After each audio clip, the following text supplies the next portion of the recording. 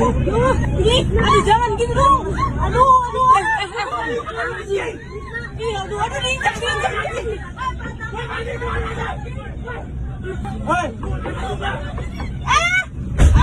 Syedaralun, Polres Metro Jakarta Pusat menjelaskan penyebab keributan sesama taruna Kementerian Perhubungan atau Kemenhub di lapangan Silang Monas Jakarta Pusat pada Selasa karena kesalahpahaman.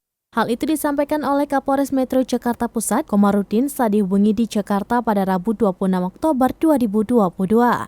Komarudin menerangkan bahwa kejadian keributan antar taruna itu saat kembali ke bis masing-masing setelah selesai kegiatan terjadi senggol-senggolan terhadap taruna yang membawa alat drum band.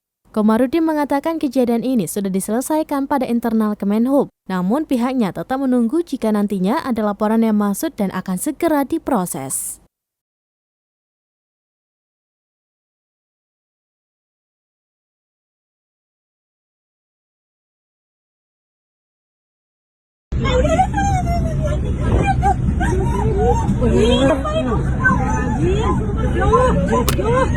Aduh, jangan gitu dong. Aduh.